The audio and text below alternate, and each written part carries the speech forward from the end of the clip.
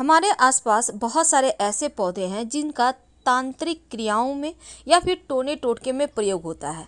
लेकिन आज हम जिस पौधे के बारे में बताएंगे, ये पौधा मनोकामनाओं की पूर्ति करने वाला पौधा है।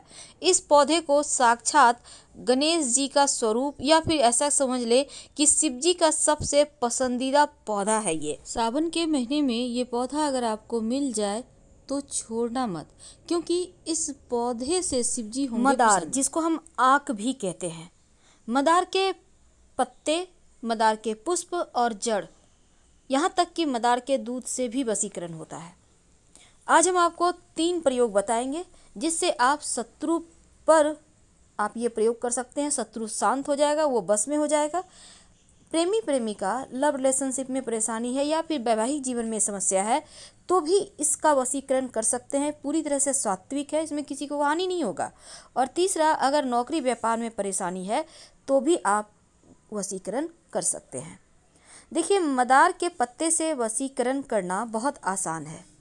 सामान्यतः आप ये कह सकते हैं आक का पौधा आपको हर जगह मिल जाएगा, लेकिन जो सफ़ेद वाला आक का पौधा है जिसको मदार कहते हैं, ये सबसे ज़्यादा इसका ही असर होता है जब आप किसी तरह का कोई टोना टोटका प्रयोग करते हैं।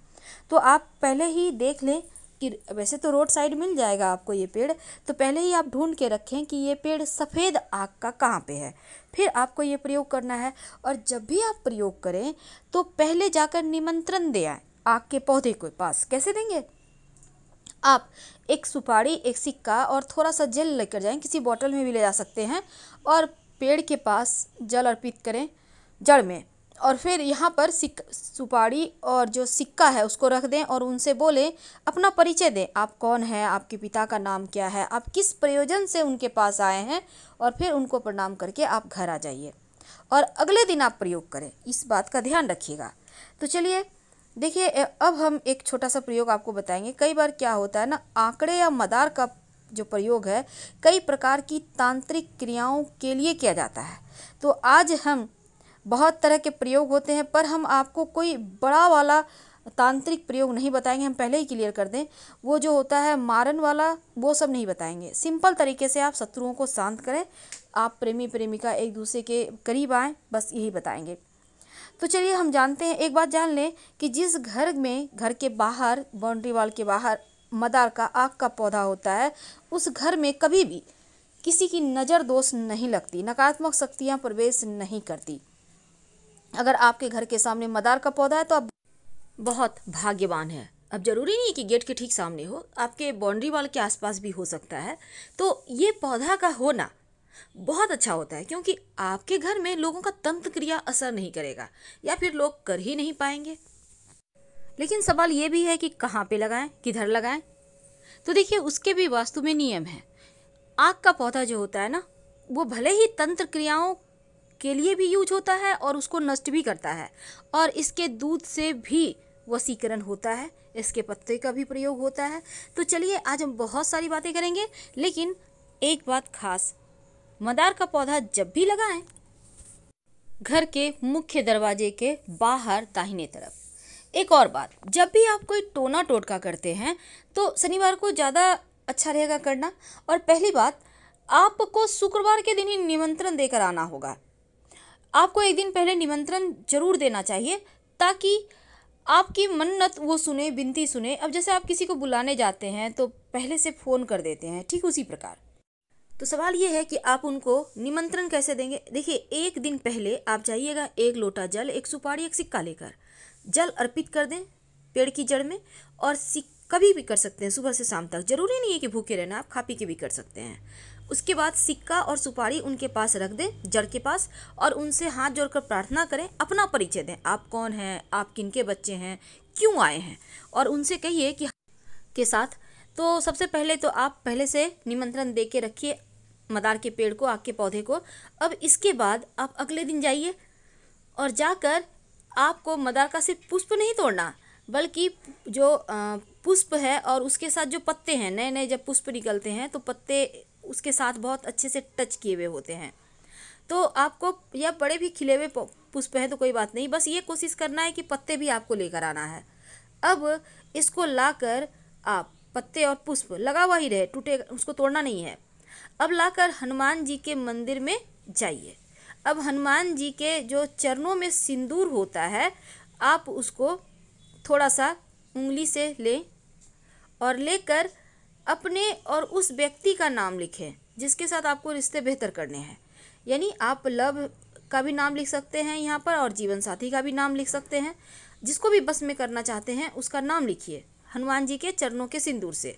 अब इसके बाद मौली धागा के द्वारा दोनों जो आपके जो पत्ते हैं ना, पुष्प को अंदर रखना है और पत्ते चारों तरफ से उसको कवर करके मौली धागा के सारे बांध दें और जो लिखिएगा वो पत्ते पर लिखना है।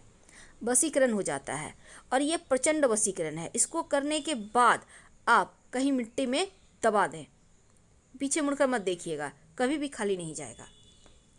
अब हम आपको एक छोटा सा प्रयोग बताएंगे। जब शत्रु विरोधी ज़्यादा परेशान करे, जब आपको लगे कि यहाँ से बाहर नहीं निकल पा रहे, शत्रु बहुत परेशान कर रहे हैं, तब एक छोटा सा काम कीजिए। आपको यहाँ भी निमंत्रण देना है पहले से, इस बात का याद रखिएगा। अब आपको ये प्रयोग देखिए, जो शत्रु है उसी के ऊपर कीजिएगा। आपको सफ़ेद वाला आक का पौधा है, वहाँ पर आप जाइए। अब पत्ते तोड़िए पौधे के और पत्ते से जो दूध निकलता है उस दूध से आक के पत्ते पर शत्रु का नाम लिखिए। यानी कि आक के पत्ते पर, मदार के पत्ते पर ही मदार के दूध से शत्रु का नाम लिखें और फिर इस पत्ते को वहीं पर ज़मीन के अंदर पेड़ के पास ही गड्ढा करके दबा दें और मिट्टी ढक दें। शत्रु बस में हो जाएगा, शत्रु शांत हो जाएगा और आप फिर परेशान नहीं होंगे। वैसे ये प्रयोग एक ही बार में काम करता है। संभव हो तो जैसे ग्रहण होता है, पूर्णिमा है, अमावस्या है, शनिवार है, इन सभी दिनों में अगर ये प्रयोग करें तो वो ज़्यादा असर करेंगे, जल्दी अपना असर दिखाएंगे। ज्योतिष के अंदर यहाँ तक माना जाता है कि अगर आप मदार की जड़ को ताबीज के अंदर रखकर, यानी सफ़ेद मदार की जड़ ताबीज के अंदर रखकर काले धागे में बांधकर गले में या बाह में धारण करें तो आप पर कोई कितना बड़ा भी तांत्रिक प्रयोग किया होगा वो समाप्त हो जाएगा।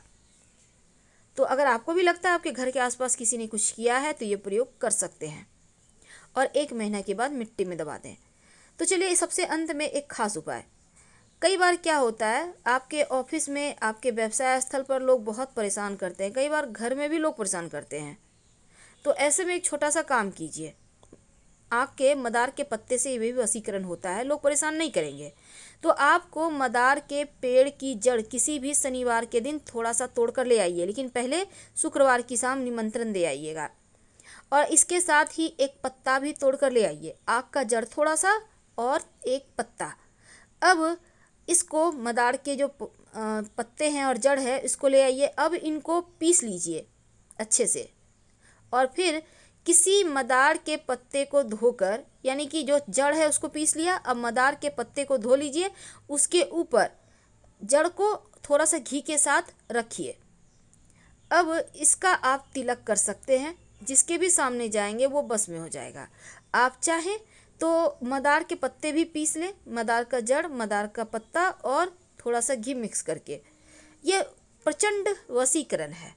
आपके नौकरी रोजगार में भी आपको समस्या नहीं आएगी, कोई भी आपके सामने टिक नहीं पाएगा और ये वशीकरण तिलक है। वैसे तो आप वशीकरण के लिए यहाँ पर आप चाहें तो लाजवंती के पौधे का जड़ भी डालकर, पीसकर डालकर आप प्रयोग कर सकते हैं, इससे भी वशीकरण होता है।